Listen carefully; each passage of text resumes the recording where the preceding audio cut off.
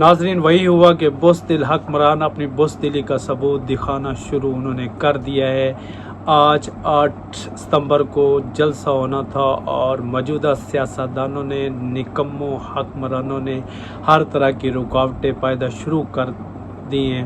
پورے اسلام آباد کو کنٹینروں کے ساتھ سارے راستے بلاک کر دیے ہیں تاکہ عوام کو مزید مشکلات کا سامنا کرنا پڑے، اور عوام جو ٹھاٹھے مارتا سمندر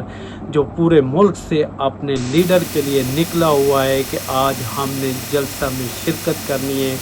ہر راستے کو بلاک کیا ہوا ہے، اور یہ راستے کھول کر بھی عوام اپنے لیڈر سے محبت کا حق ادا کرے گی، اپنے لیڈر کو سرخرو کرے گی کہ ہم اپنے لیڈر کے ساتھ کھڑے ہیں۔ اور آپ دیکھ سکتے ہیں کہ پورے شہر کو کس طرح کنٹینروں کے ساتھ ہر راستے کو بلاک کیا گیا ہے تاکہ عوام کو جتنی تکلیفیں دی جا سکے اتنی کام میں ان بزدلوں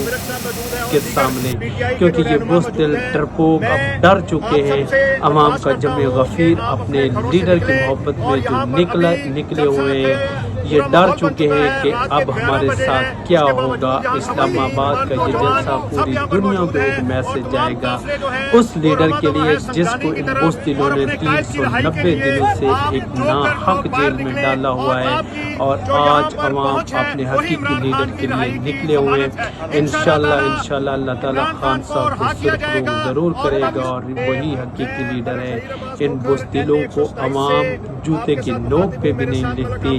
ان نکموں نکھٹوں جو جبری ہم پہ مسلط ہوئے، جنہوں نے ظلم ڈھائے ہیں، جنہوں نے کسانوں کے ساتھ ظلم کیا ہے، جنہوں نے مزدوروں کے ساتھ ظلم کیا ہے، جنہوں نے ہر عام شہری کے ساتھ ظلم کیا ہے، جن کی وجہ سے اس ملک دیوالیہ ہو چکا ہے، ان کے خلاف جو پرچم اٹھا کے عوام نکلی ہے آج جلسے میں شمولیت کر کے ان کی بولتی بھائی کے لیے آپ جوک در جوک باہر نکلیں، اور آپ کی جو یہاں پر پہنچ ہے وہی عمران خان کی رہائی کی ضمانت ہے۔ انشاءاللہ تعالی عمران خان کو رہا کیا جائے گا اور